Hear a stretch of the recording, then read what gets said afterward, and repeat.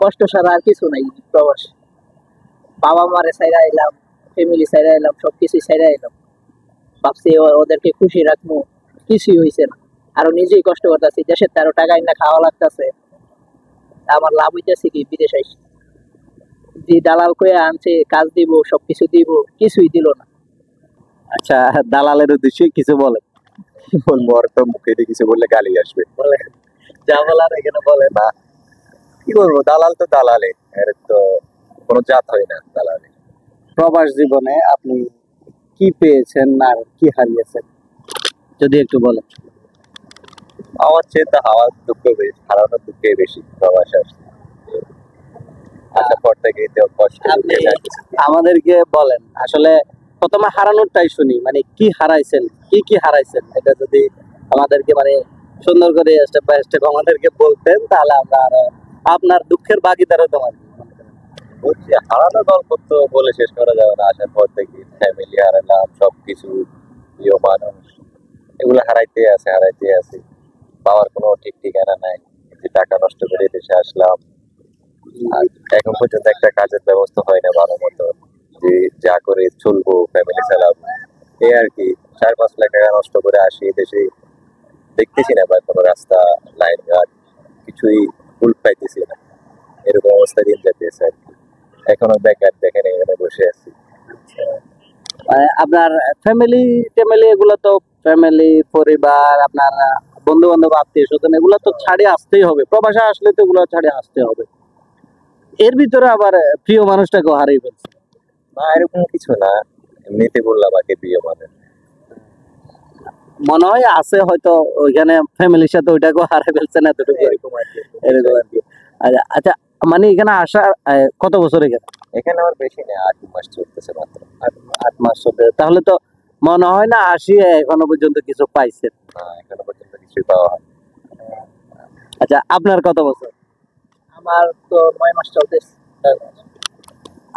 আপনি তাহলে তো আপনাদের মনে হয় না কিছু পাইছেন প্রবাস জীবন থেকে এখনো পর্যন্ত পাওয়ার, মানে হয়তো সামনের দিকে কিছু হইলে হইতে পারে, এতটুকু আর কি। তো জীবনযাপন করতেছি, কষ্ট ছাড়া আর কিছু নাই প্রবাস। বাবা মারে ছাইরা এলাম, ফ্যামিলি ছাইরা এলাম, সবকিছু ছাইরা এলাম। ভাবছি ওদেরকে খুশি রাখবো, কিছুই হইছে না। আরো নিজেই কষ্ট করতেছি, দেশের 13 টাকা না খাওয়া লাগতেছে। আমার লাভ হইতেছে কি বিদেশ আইসি, যে দালাল কয়ে আনছে কাজ দিব সবকিছু দিব, কিছুই দিল না। শুধু আইডি কইরা ছাইরা দিস। তাহলে দালালে আনি এখানে আপনার কাজ টাজ দেয় নাই, আইডি করে ইয়া করে সারে দিছে। যে দালালের যাই কথা বললাম, বলতেছে কোম্পানি আছে, যে কোনো ভাই আসুক নতুন, এখন আবার বিষয় করবে, আসতে চাইতেছি। একটা জিনিসে বলার আছে, যেখানেই দেখ অনেক ভেবে চিনতে দেওয়ার জন্য, কারণ এই দেশে 100% মধ্যে 90% দেখতেছি কি, ওই যে বলতেছে কোম্পানি বিষয় অনেক কাজ দিবে, করবে, আইডি করে ছেড়ে দেয়, তোর কাজ তুই খুঁজে দেখ, পাইলে করবে, না পাইলে তোর ইচ্ছা। বলাবেন আসে কি করবে, কিছু করার না, আইডি করলে এবার এদিকে যায় ওইদিকে যায় একটা। বা এই দেশে লেবারের কোনো মূল্যই দেখতেছি না, মানে কুকুর আছে না, কুকুরের মতো ব্যবহার করে সবার সাথে। ডিউটি শেষ হয় 4টা 5টা, গাড়ি আসে রাতে 8টা 9টা, এখানে বসে থাকা লাগে, এরকম অবস্থায় আর কি বাইরের অবস্থা। যারা কোম্পানিতে আসে ডাইরেক্ট ফ্রি জোনের বিষয়, ওরাও মোটামুটি আলহামদুলিল্লাহ ভালোই থাকে, টাকা পয়সা যায় পায়।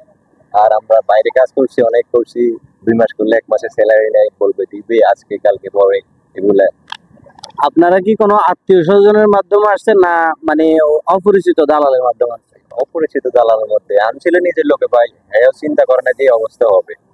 বেরো শুনতে পারে না, বলছিল কোম্পানি সে এখন আর দিই, যে আর বাবা সে পালাতো, আমরা কই পালাম। আচ্ছা, দালালের উদ্দেশ্যে কিছু বলেন। বর তো মুখে দিয়ে কিছু বললে গালি আসবে। বলে যা বলার এখানে বলে না, কি বলবো, দালাল তো দালালে, এর তো কোনো জাত হয় না দালালে। যদি মানুষ হতো তো আর এইসব করতো না। আল্লাহ তাআলা যাতে সকল দালালকে হেদায়েত দান করে, আমরা এটাই দোয়া করি। এই দোয়া ছাড়া আমাদের আর কোনো মানে আর কোনো রাস্তাই নাই। এরা এরা যা করে আমাদের প্রবাসীদেরকে হয়রানি করে এখানে আনি, মানে কাজ টাজ না দিয়ে ছেড়ে দেয়। আল্লাহ তাআলা এদেরকে হেদায়েত দান করে। দেশে অনেক রকম দালাল আছে, শুধু ওই দালাল আছে দেশের থেকে আনে। এখানে একটা কাজ খুঁজে দেখেন, হ্যাঁ আমি তোমার কাজ দিব, তুমি আমাকে 500 দিরহাম দাও, 600 দিরহাম দাও, তবে কাজ দিবে, ঠিক আছে কাজ করবেন, স্যালারি কোনো নির্দেশনা নাই। আমার সামনে একটা ঘটনা, ওরা বলতেছিল কি, তোমাকে আমি সুপার মার্কেটে কাজ দিব, তুমি আমাকে 700 টাকা প্লে করো। তো ওকে আনছে সুপার মার্কেটের সামনে রাখছে, 700 টাকা ওর থেকে নিছে, বলতেছে তুমি বাইরে দাঁড়াও, আমার চোখের সামনে ঘটনা, তুমি বাইরে দাঁড়াও, আমি মার্কেটে কথা বলে তোমাকে এখনই জয়েন করে দিতেছি। ওকে সামনের গেটে রেখে ও পিছনে গেট দিয়ে পালায় চলে গেছে। এরকম অবস্থা আর কি দেশে। যাক আল্লাহ তাআলা এদেরকে হেদায়েত দান করুক। এদের কারণে অনেক প্রবাসীরা কষ্টে আছে, অনেক প্রবাসীরা দুর্দশায় আছে। কিন্তু আমরাই না ভাই, আমাদের সামনে অনেক অনেক মানুষ দেখতেছি এরকম অবস্থায়। তো আপনাদের সাথে কথা বলে আসলে ভালো লাগলো, এবং কি মানে বুঝতে পারলাম যে এখানে প্রবাসীরা অনেকে এখনো অনেক কষ্টে আছে দালালদের কারণে। তো আল্লাহ তাআলা সবাইকে কাজের ব্যবস্থা করে দিক, সবাইকে যাতে তার মা বাবা তার ফ্যামিলি যে আশা ভরসা নিয়ে প্রবাসে আসছে সেই আশা ভরসা যাতে পূরণ করে, যাতে আল্লাহ তাআলা সকলের আশা পূরণ করে, এটাই কামনা। ঠিক আছে ভাইজান।